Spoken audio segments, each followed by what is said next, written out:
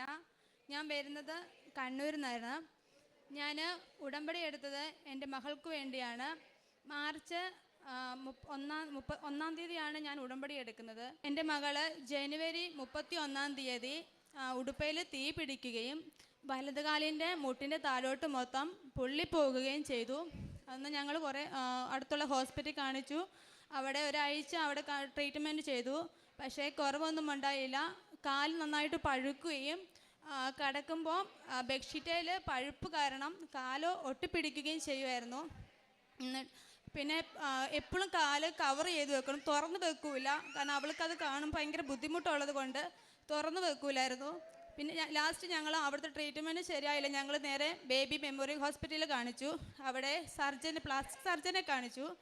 Doctor പറഞ്ഞത് ഡീപ്പായിട്ട് നല്ല പഴുപ്പുണ്ട്, പിന്നെ നന്നായിട്ട് വെന്തിട്ടുണ്ട്. അതുകൊണ്ട് 1 മാസത്തോളം ഹോസ്പിറ്റലിൽ കിടക്കണമെന്നാണ് പറഞ്ഞത്. 95% കൊണ്ട് പൊള്ളലുണ്ടായിരുന്നു. അതിനുശേഷം അവിടുത്തെ ഡോക്ടർ കണ്ടു.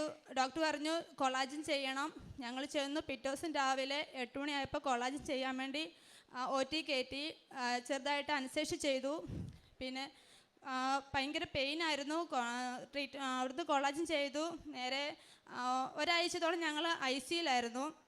ICUയിൽ നിന്നും ഇവൻ്റെ കാല് കൊളാജൻ ചെയ്ത ശേഷം 2 ദിവസം കഴിഞ്ഞപ്പോൾ ഡോക്ടർ പറഞ്ഞു ഫിസിയോതെറാപ്പി ചെയ്യണം, അല്ലെങ്കിൽ കാല് നടക്കാൻ പറ്റില്ല, കാല് മുട്ട് വളയ്ക്കാൻ പറ്റൂലെന്ന് പറഞ്ഞു. അതിനുശേഷം ഞങ്ങൾ അവിടുന്ന് ഫിസിയോതെറാപ്പി ചെയ്തു. ഡെയിലി 3 തവണയാണ് ഫിസിയോതെറാപ്പി ചെയ്യുന്നത്. ഡോക്ടറെ കാണുമ്പോൾ ഇവൾ സമ്മതിക്കില്ല.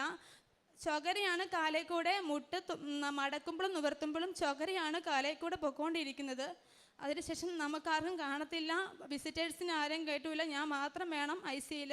1 മാസം ഹോസ്പിറ്റൽ അഡ്മിറ്റ് ആണെന്നാണ് പറഞ്ഞത്. ഒരാഴ്ച ഞങ്ങൾ ICU കടന്നു. അത് കഴിഞ്ഞ് റൂമിന് റെൻറ്റ് നല്ലതായതുകൊണ്ട് ഞങ്ങൾ ചോദിച്ചു ഞങ്ങൾക്ക് റൂമിലേക്ക് ഷിഫ്റ്റ് ചെയ്ത് തരുമോ എന്ന് വെച്ചു. ഡോക്ടർ പറഞ്ഞു പറ്റില്ല, കാരണം കൊച്ചിന് നല്ല ടെമ്പറേച്ചറുണ്ട്, ഇൻഫെക്ഷൻ കൂടി, ബോഡി ഫുള്ള് നീര് വെച്ചിട്ടുണ്ട്. അതുകൊണ്ട് ഞങ്ങൾ റൂമിലേക്ക് ഷിഫ്റ്റ് ചെയ്യാൻ പറ്റില്ലെന്ന് പറഞ്ഞു. പക്ഷേ ഓരോ ദിവസം കുറയും തോറും കൊച്ചിന് ടെമ്പറേച്ചർ കുറഞ്ഞു.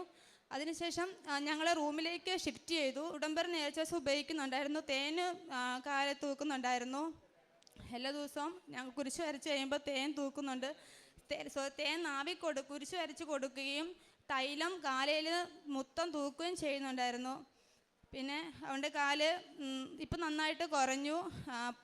പുതിയ സ്കിന്ന് വന്നാൽ മതി, ഫുള്ള് മൊത്തം ഉണങ്ങി.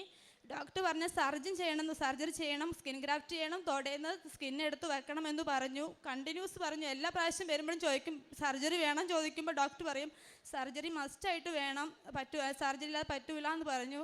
അപ്പോൾ ഞാൻ എല്ലാം ഈ പ്രാർത്ഥന ചൊല്ലി, വിശ്വാസപ്രമാണം ചൊല്ലി ഞാൻ തൈലം കാലയിൽ തൂക്കും, കുരിശ് വരച്ച് തൂക്കും. ഇന്ന് കുഞ്ഞിന് കാല് പരിപൂർണമായിട്ടും ഭേദമായിട്ടുണ്ട്. കുഞ്ഞ് നടക്കില്ലായിരുന്നു. കുഞ്ഞിന് കാല് വേദനയായതുകൊണ്ട് നടക്കില്ലായിരുന്നു. കുഞ്ഞ് ഉടമ്പടി എടുത്ത് 3-ാമത്തെ ദിവസം കുഞ്ഞ് തന്നെ നടന്നു. ഫിസിയോതെറാപ്പി പിന്നെ കണ്ടിന്യൂസ് ചെയ്യണമെന്നാണ് പറഞ്ഞത്. പിന്നെ ഇതുവരെ വന്നിട്ടില്ല. 2ാമത് ഞാൻ നിയോഗം വെച്ചത് അമ്മയ്ക്ക് എന്നും ചങ്കിന് വേദനയായിരുന്നു. അപ്പം എല്ലാ ദിവസവും കുരിശ് വര കഴിയുമ്പം ഉടമ്പടി തൈലം തൂത്ത് ഞാൻ അമ്മയുടെ നെഞ്ചിലും നെറ്റിയിൽ കുരിശ് വരച്ച് കൊടുക്കുമായിരുന്നു. ഇന്ന് വരെ ഞാൻ എല്ലാ ദിവസവും അമ്മയെ നെറ്റിയിൽ കുരിശും കൊടുക്കുകയും കുഞ്ഞിൻ്റെ ഞങ്ങൾ ഫാമിലി എല്ലാവരും നെറ്റിയെ കുരിശ് വരയ്ക്കും, നാവിൽ കുരിശ് വരച്ച് കൊടുക്കുകയും ചെയ്യുന്നുണ്ട്. കാരുണ്യ പ്രവൃത്തിയായിട്ട് ഞാൻ അവിടെ അടുത്തൊരു ഓൾഡ് ഏജ് ഹോം ഉണ്ട്, കരുണ്യാലയം എന്നാണ് പേര്. അവിടെ പോകാറുണ്ട്. അവിടുത്തെ പേഷ്യൻസിനെ കാണാറും അവർക്ക് ട്രീറ്റ്മെൻറ്റ് ചെയ്യാറുമുണ്ട്. കുരിശ് വരയ്ക്കാൻ എനിക്ക് നല്ല മടിയൊരാളായിരുന്നു. സന്ധ്യാപ്രാർത്ഥന എന്ന് പറയുമ്പം എന്തോ ഒരു മടിപ്പുള്ള ഒരാളായിരുന്നു ഞാൻ. ഇന്ന് വരെ ഞാൻ എല്ലാ ദിവസവും സന്ധ്യാപ്രാർത്ഥന ചെല്ലുകയും പള്ളിയിൽ പറ്റുന്ന ദിവസങ്ങളിൽ കുർബാന പങ്കെടുക്കുകയും ചെയ്യുന്നുണ്ട്. പരിശുദ്ധ അമ്മയ്ക്ക് ഒരേ കൂടായി നന്ദി.